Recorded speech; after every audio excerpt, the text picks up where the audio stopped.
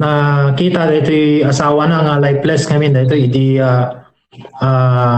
July 22 oras iti pasado alauna iti malem ket dagos nga nagpaarayat kadagiti kabbalay na Bombo Roger kastamet ten medyo apaman nga pa nagpaarayat naket intawag da nga sigod iti kapulisan so aron nga dagos nga nagresponde dagiti kameng iti kapulisan iti Sarat tapnon na kitain da daytoy sitwasyon iti biktima ket kita nga hindi makagteng dagiti kapulisan tayo ket pinulsoan da nga sigud daytoy biktima ket nadlaw da nga dapay lang ti pulso na isungarod nga insigid ang inlugan da iti mobile car tayo ta sigud nga in panda iti Kasitgan Hospital iti Ili Tilingras sa Bombo Roger.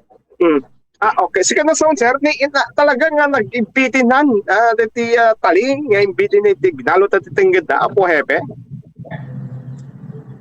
Kastarod Bombo Roger kaslang dati inusar na ket silk cloth nga pinanggalot na iti tengged na Bombo Roger. Okay. Okay, so ikita sa wen, nag-respond iti pulis tayo, then pinulsuan da, amang angis pa lang, isudala ta mismo nang itarahin sir, awanti kadwada or medics man lang nang itar ang nag-responde, do diget isudala ta mismo nang itar pinagkada ni panda di patrol car tayo sir. Kastarod Bombo Roger kadwada dagiti kameng ti pamilya ti biktima Bombo Roger ket asitegmet iti hospital iti Ili Tilingras iso nga na-revive ta iti biktima ket hindi ada development na in-transfer da iti Batak Hospital Bombo Roger. Ti kaalisto ti panagresponde iti kapulisan iti Sarat dito nga rod dito 3 core pillar of our PNP chief nga swift and responsive public service Bombo Roger. Okay. Dito barangay sir, sa iti bangir nga Sarat no kayo iti Palasyot Karayan, Apo Hepe? When Bombo Roger, no makita mo dito may isang barangay, iti asideglaeng iti Santa Rosa dito nga barangay, Bombo Roger. Okay. At dami iti kuwata kita. Go ahead, sir. Nakaintak ng kapulisan tayo dito bandanat ta Bombo Roger. Okay. So dito pagseta na kadito tada digiti nakaiwakas digiti kaming ti Philippine National Police kadi mga or kadi para barangay. Sir, iti panag-investigar tayo ano digiti establisar ti Philippine National Police iti Sarat iti namunganay iti panaggandat ngagpakamatay iti may nga senior citizen sir. When pasarmet laing kadagiti kaming iti pamilya na ket daytoy may isang senior citizen ket napan nagpa-check up iti may isang dakkel nga hospital iti probinsya tayo.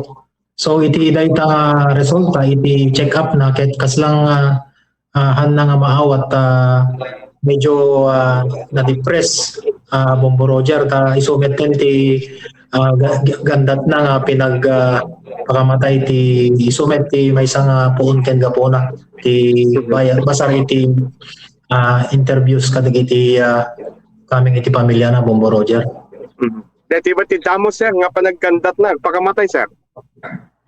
Well, iso mo dito Bombo Roger ta awam met dagiti nais istorya dati history na dati iti panagpakamatay Bombo Roger. So kadagiti aguntawan sir, kumusta dati victim tayo nga respondent tayo at dagat man lang tinatalgedan nga panagkasasad nan sir? Actually, Bombo Roger ket kadapay lang iso na iti ICU. Ngem pagpiaan iti continuous coordination mi kadagiti kaming iti pamilya na ket medyo may imulagat na kano medyo matanan compare iti previous days ket talagang totally nga unconscious daytoy Bombo Roger sapay iti apo ta isalbarmet lang nga maminpinsan daytoy biyak na Bombo Roger. Manot taon nagaya mo sir? When Bombo Roger dati nakuha tayo 57 years old. Okay.